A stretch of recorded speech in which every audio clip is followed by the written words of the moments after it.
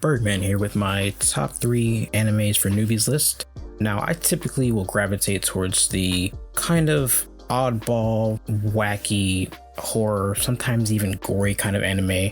But for this, I tried to reel it back just a little bit with some picks that are probably a little bit easier to follow along with and to watch for new anime viewers. So with that being said, let's get into the list.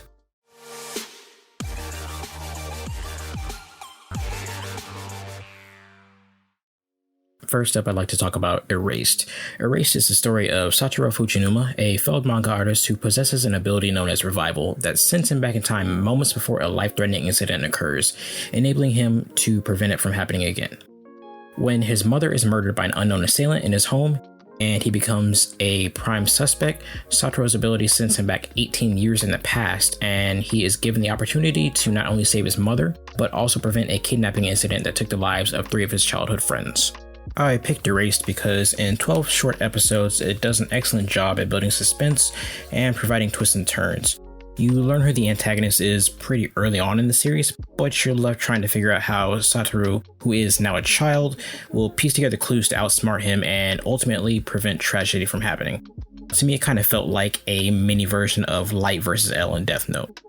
The character development in the show is also great. Satoru, his mother, and his childhood friends all get some time to shine in the short series. There's definitely some dark subject matter in each episode, but the children really show a ton of resiliency and optimism in some very terrible situations. So it's really hard to not feel for them, knowing that their lives are on the line in each episode. Finally, I'd like to touch on the soundtrack and the animation. The soundtrack is composed by Yuki Kajiura, who composed some music for Sword Art Online, Fate Zero, Demon Slayer, and many more anime. So the soundtrack, along with the animation that was provided by A1 Studios, makes for some absolutely beautiful scenes.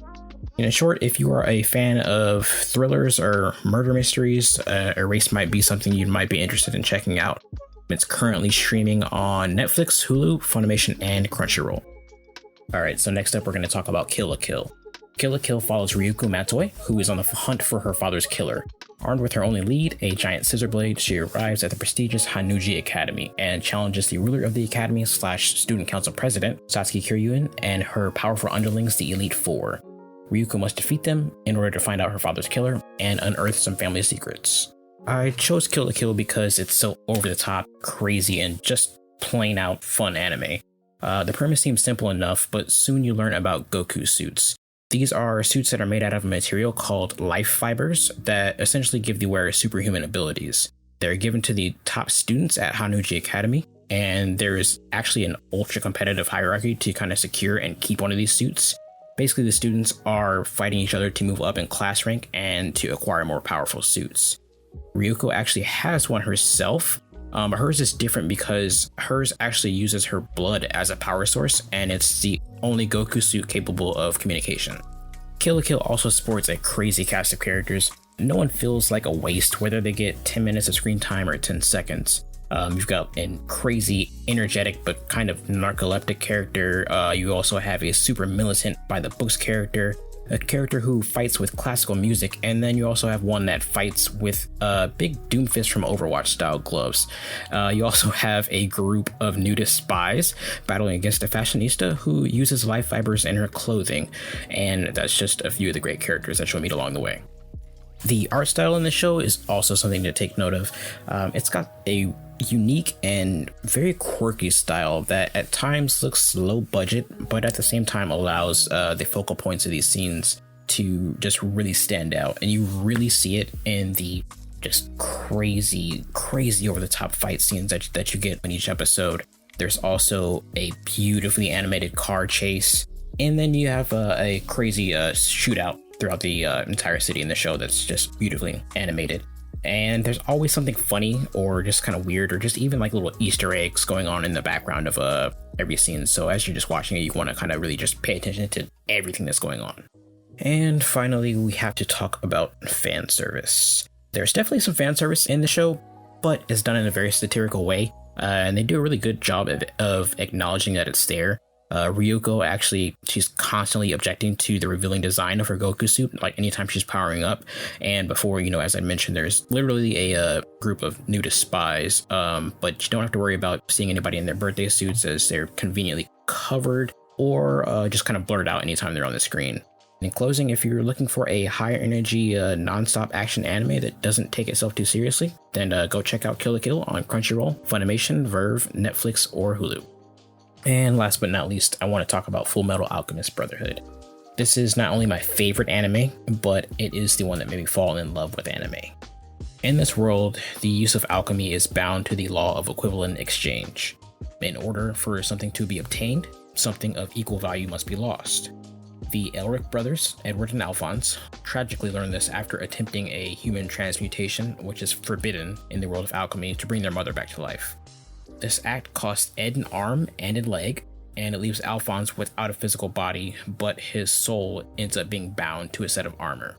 Inspired to get their original bodies back, Edward, now armed with automail limbs, becomes a state alchemist. He and Alphonse then set out to find the Philosopher's Stone, which is a relic that allows one to overcome the law of equivalent exchange and get their bodies back, essentially. And along the way, they learn the origin of the Philosopher's Stone, the dark history of their country, and they fight against a serial killer, and they also fight against homunculi, which are inspired by the 7 deadly sins. At 64 episodes, this is the longest anime on my list, but the pacing is done so well that you're gonna fly right through this series. Like any show, there's an overarching main plot with several subplots mixed in or small arcs. Fullmetal Alchemist does an outstanding job with these smaller arcs, but it doesn't linger on them too long. That main storyline is always being pushed. So every episode, you're getting to learn more and more about the world and the characters in this world. And it just really allows you to fully connect with everything that's happening, no matter how relevant it may or may not be to that main storyline. So next up, I have to talk about the characters and just the amazing character development. The cast of characters that come along with the Elric brothers are just top-notch. You've got Winry, the Armstrongs, Hughes, Roy Mustang, Scar, and even the homunculi are just written so well. Every character does what they do for specific reasons. There's really no good or evil characters that way just for the sake of being good or evil. They are so well developed that you're gonna absolutely go through just a wide range of emotions while you're watching this. There's so much feels in the show. They're gonna make you laugh, you're gonna love some, you're gonna absolutely hate others, and I'd even go as far as saying that you're gonna get so just overly connected to some of these characters that you're probably gonna shed some tears at times. Finally, I'd like to touch on how beautiful the animation in Fullmetal Alchemist Brotherhood is. There's so many action-packed, fast-paced fighting scenes throughout the show, and every single one of them is just animated so smoothly. The animation quality never dips, and it just really allows the beauty and honestly sometimes the brutality of alchemy to shine. Every character uses it differently, and so it's really, really fun to see all of that come together as you watch. Without spoiling anything for you, when Roy Mustang is about to fight, just know that you are in for a treat.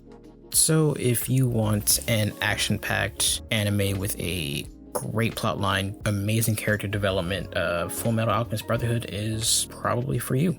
Also, Roy Mustang and Major Armstrong are just kind of worth the price of admission just by themselves, so if anything, just watch it for them.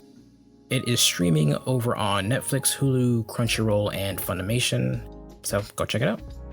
So that's going to wrap up my top 3 anime for newbies list. Go ahead and check all 3 of them out.